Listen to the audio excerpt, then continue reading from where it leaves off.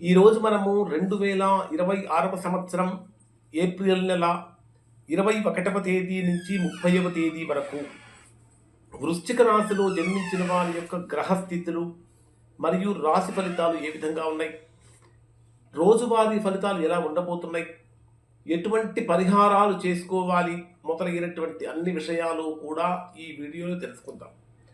ఈ ప్రస్తుత కాలం అంటే 21వ తేదీ నుంచి 30వ తేదీ వరకు ఈ కాలంలో వృశ్చిక రాశి వారి యొక్క గ్రహస్థితిని కనుక పరిశీలించినట్టయితే గట్టి పరీక్షలతో కూడినటువంటి ఎదుగుదల కాలంగా ఉంటుంది. అంటే ప్రతిదీ కూడా ఒక పరీక్షా కాలం అనేటటువంటి విధంగా ఉంటుంది.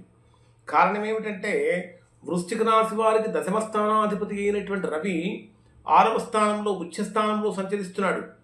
6వ స్థానంలో ఉచ్చస్థానంలో సంచరించేటప్పుడు ఏం జరుగుతుందంటే పోటీ పరీక్షలు రాసేటటువంటి వారికి చక్కగా గుర్తింపు లభిస్తూ ఉంటుంది.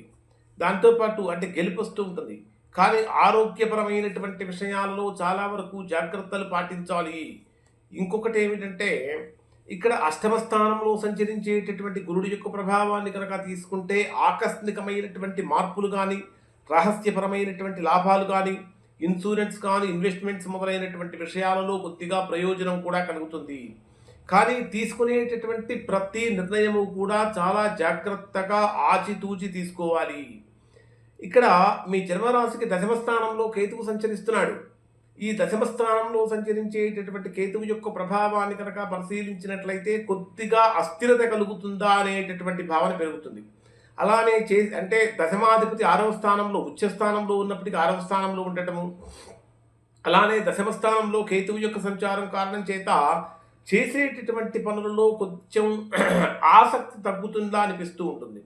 అలానే మీ జన్మరాశికి పంచమ స్థానం అయినటువంటి మీనరాశిలో బుధ కుజ శనిగ్రహాలు అంటే 5వ స్థానంలో సంచరించేటటువంటి బుధుడు, కుజుడు మరియు శనిగ్రహాల యొక్క సంచారాన్ని కనుక మనం పరిశీలించినట్లయితే ప్రధానంగా 5వ స్థానం అనేది దేనికి సంబంధించిన స్థానము అంటే 5వ స్థానం అనేది విద్యకు, సంతానానికి, పూర్వపుణ్యానికి, ప్రేమ విషయాలకు మొదలైన వాటికి సంబంధించినటువంటి స్థానం. ఈ 5వ స్థానంలో సంచరించేటటువంటి గ్రహాల యొక్క ప్రభావం కారణం చేత ప్రేమ, సంతానపరమైనటువంటి విషయాలలో ఒత్తిడి కొంచెం ఎక్కువగానే ఉంటుంది. అయితే పంచమ స్థానంలో మీ రాశ్యాధిపతి అయినటువంటి కుజుడు కూడా సంచరిస్తున్నటువంటి కారణం చేత అనవసరమైనటువంటి ఆవేశాలు పెరగకుండా చూసుకోవాలి.